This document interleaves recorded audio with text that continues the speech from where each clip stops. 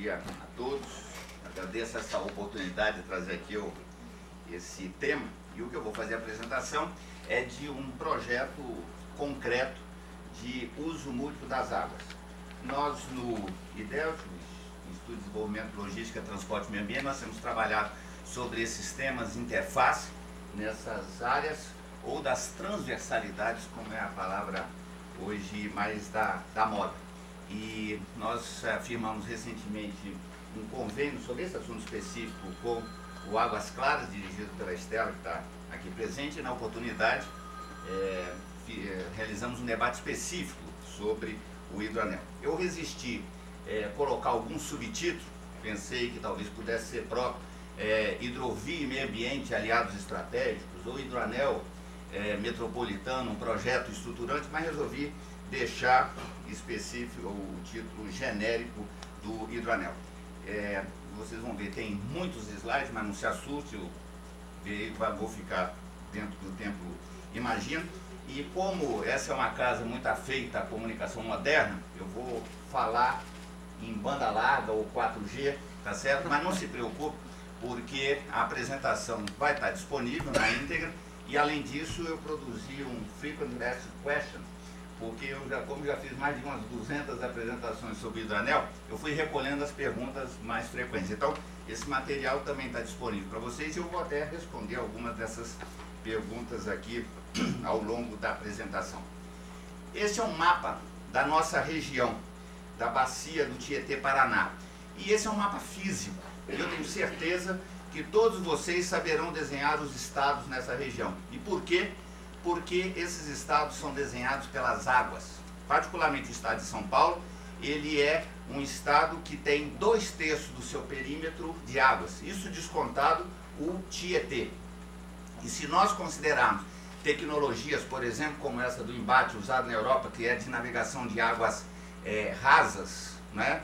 São embarcações desse tipo para rios estreitos, a nossa região tem um potencial de navegação de 8.600 quilômetros, o que é um enorme privilégio.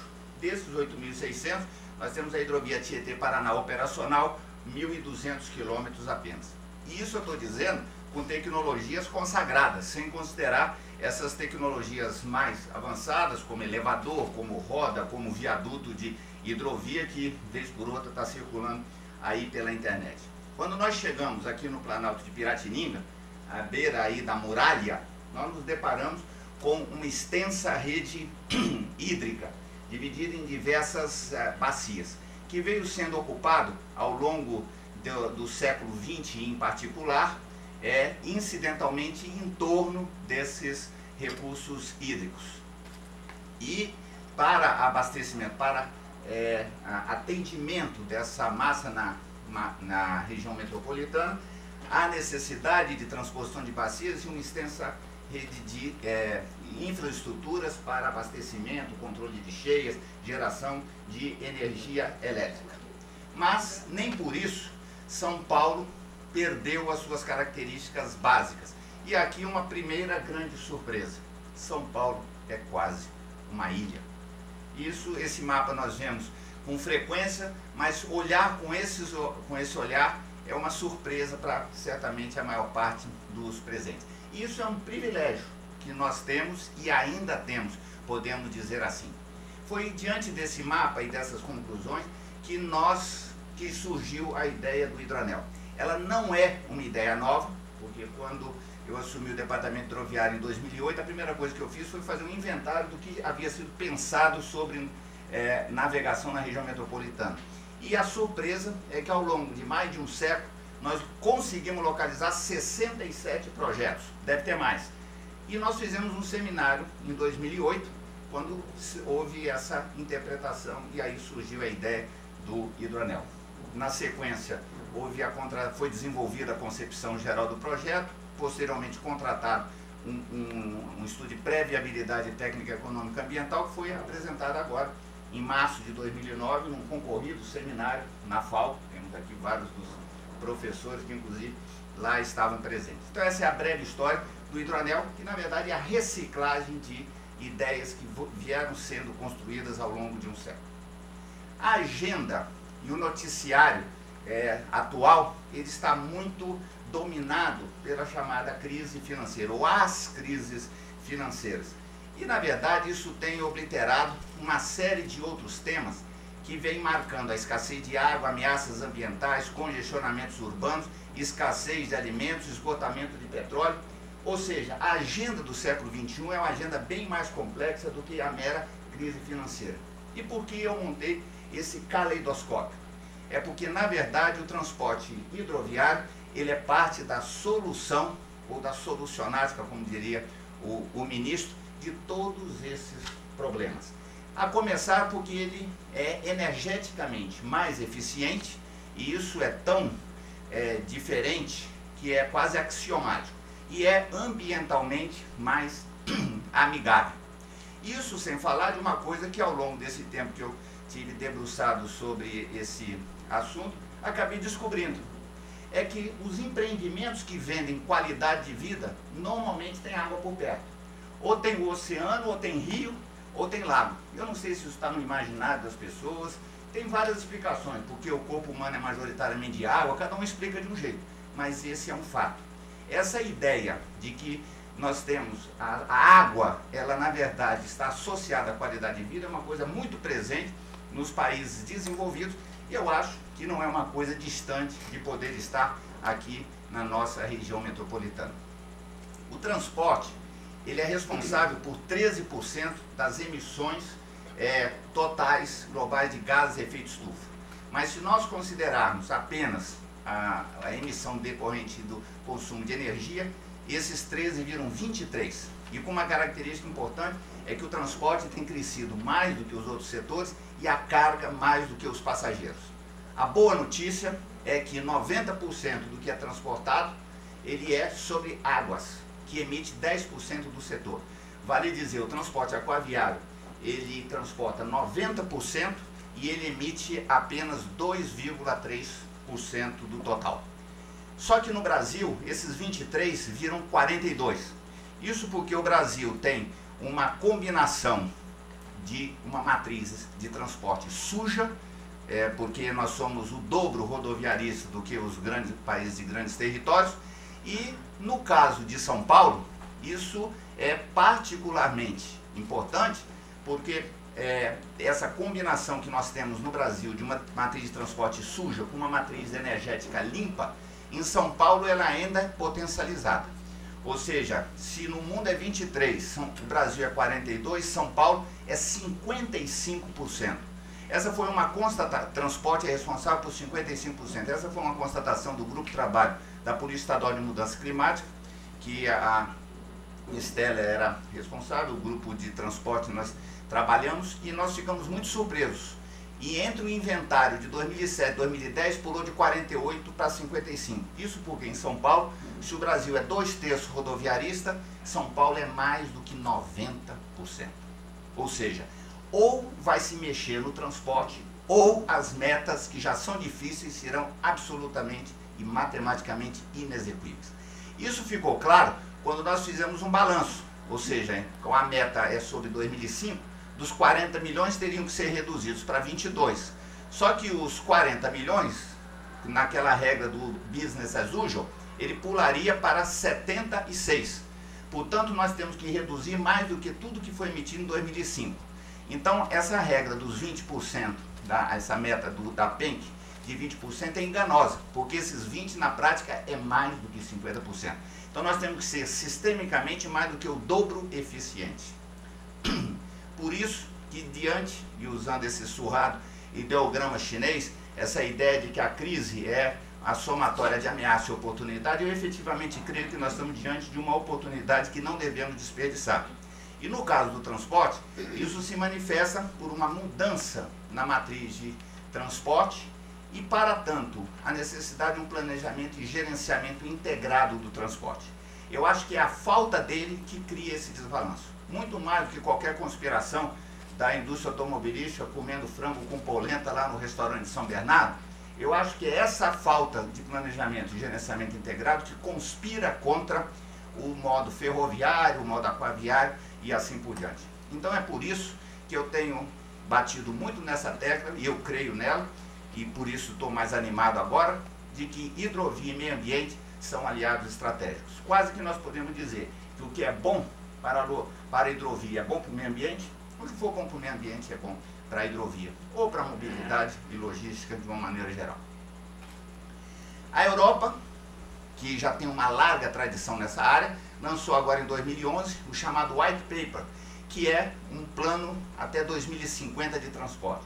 Mas ao ler esse documento de transporte, parece que nós estamos lendo um documento ambiental, porque é quase só questões ambientais que são tratadas. Uma delas é a meta de redução de 60% das emissões até 2050. E uma série de ações estão aí enunciadas, e eu destaco essa última, que é a transferência de 50% do transporte de média distância entre cidades, de passageiros e de carga, do modo rodoviário para o modo ferroviário e o hidroviário, aquaviário de uma maneira geral. Eu quero lembrar que a Europa já é muito ferroviária e já é muito aquaviária, e ainda assim eles querem reduzir 50%. Mas lá, diferentemente do que aqui, há uma sintonia entre o discurso e a prática, entre o enunciado marqueteiro e as ações concretas. E eles estão trabalhando em diversos projetos. E eu não vou falar de todos, eu quero destacar o primeiro, que é o chamado Motorways of the Sea, que são as autoestradas do mar, as autoestradas das águas, que eles querem conectar todos os oceanos e mares entre si. E eles que já têm uma rede extensa de hidrovia, 26 mil quilômetros, que começou lá com os romanos, eles ainda vão construir mais 10 mil. Por exemplo, e essa que é a mais surpreendente, é a ligação das bacias do Reno ao Scheldt, que é mais ou menos um canal de 200 quilômetros, que passa em áreas bastante ocupadas e consagradas. Isso para viabilizar a conexão aquaviária entre Paris e Londres. E uma coisa curiosa, no meio da crise, o PAC deles lá de hidrovia está adiantado. A meta era 2020 e agora é 2018. Eles apresentaram, inclusive, recentemente num seminário em Brasília. Isso para conectar a extensa malha da pequena Bélgica de transporte hidroviário. Inclusive passando bem perto de Bruges, onde o patrono aqui da casa, na verdade, tem uma ligação antiga, tá certo? E isso chegando a Londres, e esse é o projeto London Gateway. A Inglaterra, que foi a rainha dos mares, perdeu nos últimos 50 anos esse posto, e para recuperá-lo está construindo a 25 milhas do Big Ben, esse chamado London Gateway. E para isso eles estão, pasme, dragando o rio Tâmisa para águas profundas, estão ocupando 2 milhões de metros aterrando na área e recuperando uma área que era degradada, antiga, de petróleo. Isso no Brasil, para licenciamento ambiental, seria uma ignomínia, né? Imaginar. No Brasil, nós também estamos trabalhando na ideia de extensões. Então, a hidrovia Tietê-Paraná, que é o verdinho, ele pode ser estendido aí por 200 quilômetros, chegando até Salto, que é a parte verde. E pode chegar na região metropolitana, que é tecnicamente possível, mas economicamente muito difícil. Essa chegada a Salto é importante, porque hoje quase toda a carga da hidrovia morre em Pederneiras. Por quê? Porque Pederneiras é o último entroncamento ferroviário. Então nós temos 150 quilômetros de hidrovia que praticamente não são utilizados porque não conecta com nada. Ao chegar em Salto, a carga que vai para Santos pode passar por fora da região metropolitana de São Paulo ou pode adentrar e sair da região metropolitana com conexões ferroviárias. Isso é importante. A gente dá muito pouco valor à carga urbana, porque nesse caso da ilha, dessa chamada ilha, esse quase nós poderíamos tirar, porque a hidrovia, os rios existentes, eles podem se conectar através de um canal de 25 a 30 quilômetros e completar esse hidroanel. Na época se falava em 186, mas o estudo de pré-viabilidade definiu um outro traçado de cerca de 170 quilômetros. Mas o importante saber é que 41 quilômetros já é navegável entre Edgar de Souza e Penha. Isso num padrão, fruto do projeto Calhas 1 e Calhas 2, de navegação neste padrão. Eu destaco aí a ponte do Limão, porque é a ponte de menor vão, de 20 metros, e vocês lembram lá atrás que aquelas embarcações que eu mostrei, inicialmente elas têm 9 metros de boca, de largura. Portanto, é possível mão e contramão, hoje, nos 41 quilômetros, sem nenhuma obra. Isso é importante saber. E essa navegação, na verdade, ela já existe. Ela não existe comercialmente, mas de serviço ela já existe. Como existe em Billings, desde a década de 20, o transporte de passageiros. São 4 travessias, hoje estão obsoletas, precisam ser requalificadas, mas essa travessia é essencial na região, para evitar obras de infraestrutura rodoviária desnecessárias e para haver ganhos na transposição. Por exemplo, o Jornal da Tarde publicou uma matéria de um pai que comprou um barco para levar o filho na escola, né, do jeito que está, porque é mais rápido. Isso será possível através de um canal que interligue as represas de Billings a Taiaçupeba, é o tal canal que eu mencionei. Isso porque há um potencial de transporte bastante grande que foi inventariado nesse estudo que foi contratado. Cargas e passageiros. Nas cargas, as públicas e as comerciais, os passageiros, travessias e o turismo. As cargas públicas são importantes porque elas têm um grande peso na região metropolitana. Então nós estamos falando do lodo, do lixo, do entulho, dos resíduos, terra, enfim, material de dragagem, que por si só já é um grande volume. Isso é importante porque alguns países adotam como política, como é o caso de Paris, de que material de construção ele chega navegando. Aqui nós estamos vendo areia e as concreteiras estão na margem dos rios. Aqui um outro problema, porque os 15, 30 ou 50 metros, eles são áreas de preservação. Lá é o contrário. Lá é imposto que as concreteiras fiquem na margem do rio. E aí vocês veem a betoneira apenas para distribuição local. O entulho, nós estamos falando próximo do Centro Pompidou, mas o entulho saindo, né, de uma coisa até meio que rudimentar, poderíamos dizer. Ou existem os ecopontos, onde o material é reciclado para reutilização. E isso não deixou Paris mais feia. Eu uso essa imagem porque quando nós começamos a falar disso, o pessoal diz, não, mas navegar no Tietê vai ficar feio, barco passando para lá e para cá. Eu digo, não, Paris não ficou feio. O pessoal, esse é o Batomuxo que não afunda, tá certo? E o convívio, ele é pleno, tá certo? Praias, navegação, pesca, imagine só uma coisa dessa. Isso também acontece em outros lugares. Xangai, por exemplo, tem uma intensa navegação. Xangai tem um rio Pinheiros e um rio Tietê, aí nós estaríamos próximos do CEAGESP, que é o grande centro financeiro. É intensa navegação. Bom, aqui já é mais familiar a gente. Na região metropolitana, nós fizemos, à luz de Paris, fizemos um inventário. E nós constatamos que a construção civil, o complexo do silício, era responsável por 111 milhões de toneladas por ano. Isso na época era 1,5 vezes o volume total do Porto de Santos, responsável por 26 mil viagens dia. Isso dá uma fila de caminhão de 500 quilômetros. Daqui ao Rio, tá certo? Diariamente só para a construção civil, que não representa mais do que 15% do total. Porque o total nós estamos falando de mais de 400 mil viagens dia.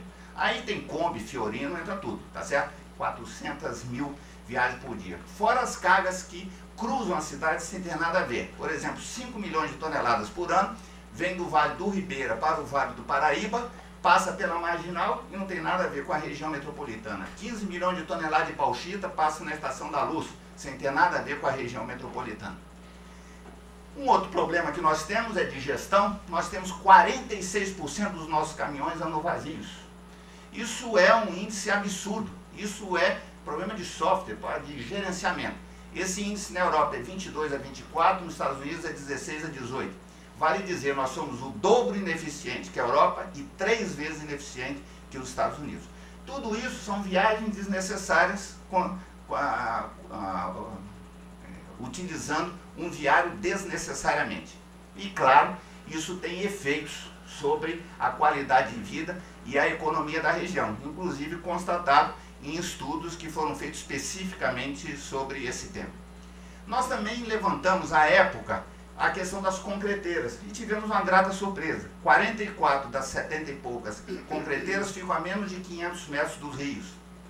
4 das 5 estações de tratamento da Sabesp também ficam no rio. O grande problema é que entre Parque Novo Mundo e Barueri, 23 quilômetros, o lodo é transportado de caminhão pela Marginal, que não havia necessidade. Ele podia ir por cima, quer dizer, o lodo não precisa ir dentro do rio, podia ir por cima do rio. Se nós já ficamos surpresos com o fato de São Paulo ser uma ilha, aqui nós temos uma segunda surpresa. Esse é o sistema viário estratégico, o rodoanel do lado de fora, externo. Essa é a malha ferroviária existente, essa com o ferroanel, um dos traçados do ferroanel implantado. E o interessante é que se nós superpomos a malha ferroviária com o rodoanel, com o hidroanel, nós vamos descobrir que há 3 regiões de potencial integração trimodal. Isso já é um luxo nessa metrópole de 17 milhões de habitantes a 700 metros do nível do mar. Essa análise nós fizemos quando a Estela estava estudando o futuro CEAGESP, e aí ela veio nos perguntar onde é que instala. Eu digo, pode escolher qualquer dos 3 lugares, é óbvio, tá certo? Preferencialmente o verdinho. Vocês conhecem essa área? Talvez assim fique mais fácil de localizar. Nós estamos falando daquela cava dos Areeiros, tá certo? Que ao longo de quase um século foi sendo cavado ali na região. E nós fizemos uma simulação do que poderia ser um CEAGESP de acesso trimodal. Isso é de extrema importância, porque 68% da carga do CEAGESP, ele vem desse vértice Castelo Branco, Regis Bittencourt. E 22% vem do Alto Tietê, que pode chegar navegando. Portanto, 90% da carga do CEAGESP, ela pode ser acessada sem passar por São Paulo, por dentro de São Paulo, o que seria um grande avanço. Ainda existe a área do IBC, existe a área do quartel que está procurando mudar, portanto, nós estamos falando de 3 milhões de metros quadrados que tem um potencial uso. Nós estamos falando quase do epicentro logístico da América Latina e está fora de São Paulo, com potencial acesso trimodal. Isso é importante porque porque já foi estudado do trabalho que foi feito do estudo de pré-viabilidade, foi visto nessa caso lá de Carapicuíba, da Cava, a implantação de dessas instalações. Então foi desenvolvido o projeto, inclusive com o uso do lixo processando para geração de energia. Esses terminais trimodais, eles são muito comuns em vários países. Esse é um exemplo europeu, ao fundo uma conurbação, e aqui já um moderno, onde você faz a garagem, chamada Dácena dos barcos. Foi levantada a estrada para passar por baixo. Olha o que foi feito aqui no Tamanduateí. Aqui não foi erro de engenharia, não. Aquilo foi um projeto que nós negociamos na época com a DES para viabilizar a entrada no Tamanduateí. Esses triportos foram locados, todo o território foi mapeado nesse estudo que foi feito, né, essa parte da inserção na FAO, coordenada pelo professor Alexandre. Aqui a posição dos triportos, aqui a posição dos chamados transportos, que eram de transbordo, os ecoportos, que são pontos de captação. E o interessante é que essas áreas ainda estão disponíveis, apesar dos rios terem sido engolfados pelas marginais. Mas há que se tomar cuidado para não se inviabilizar no futuro. Por exemplo, os jornais semana passada divulgaram esse projeto aqui na região da Traição, no Rio Pinheiros. A EMAI vendeu um terreno ano passado, bem num lugar estratégico, bem estreito aqui da região. A gente sabe que a EMAI tem dificuldades empresarialmente, mas isso não pode comprometer o planejamento de longo prazo da região metropolitana. Isso já tem história. Por exemplo, do projeto do Bires foi construída uma eclusa em Pedreira, eclusa que foi ocupada por bombas. Então estava lá o espaço da eclusa, foi lá e colocou bomba. Claro, ficou mais barato o projeto, coisa que está sendo também pensada para Traição. Por isso foi repensado uma nova eclusa, Itaquaquecetuba, o canal foi repensado. E o projeto do hidroanel, ele tem diversos estágios de desenvolvimento. Não é apenas um plano de longo. Essa parte na Penha, a eclusa da Penha, já teve o projeto básico executivo e vai para licitação esse ano, que é uma eclusa de dupla mão de direção. Com isso será possível acrescentar os 41 quilômetros mais 14 quilômetros, 55 no total, e inclusive um projeto de reurbanização desenvolvido pelo DAE. Portanto, nós temos projetos, e esse é um problema, eles ficam nas gavetas. E com isso, a criação desse reservatório na Penha poderá acumular de 3,5 até 10 milhões de metros cúbicos. Portanto, nós estamos falando num potencial piscinão de graça, tá certo? É um piscinão a montante de São Paulo, que pode contribuir na defesa das enchentes. Uma das perguntas que eu sempre tive que responder é o seguinte: não tem que despoluir para começar o hidroanel? Eu digo, não. Eu diria que para passageiro pode ser que sim, para carga não obrigatoriamente. E ao contrário, eu acho que a relação pode ser inversa. Se navegar, a despoluição pode vir mais rápida pela pressão. Quanto custa o hidroanel? Nós tínhamos feito uma primeira estimativa de 2,5 bilhões, mas nesse estudo de pré-viabilidade, o valor estimado é de 3,5 bilhões para a infraestrutura, o que não é uma coisa de se assustar. E o cronograma de implantação? O estudo de viabilidade estimou em 20 anos, mas talvez acostumado com a nossa tradição de lentidão nas implantações das coisas. Mas como nós temos apenas uma grande obra, demais é um conjunto de pequenas obras, eu acho que em havendo a decisão de se implantar, de se incluir nos planos e se montar a equação financeira, o funding desse projeto, imaginar em 3 a 5 anos não é coisa fora de propósito. E aqui eu deixo apenas algumas mensagens dos anunciantes. Eu gosto muito dessa frase do professor Barker. Ele diz: o que não dá para ser feito, mas que se for feito, muda tudo. Eu acho que nós estamos diante de um desses desafios. Ou do grafiteiro lá de Pinheiros. Ele diz: criar é retirar do óbvio o inusitado. Eu acho que esse é o projeto do hidroanel. Talvez só tenha faltado dizer que esse é o verdadeiro arco do futuro. Obrigado.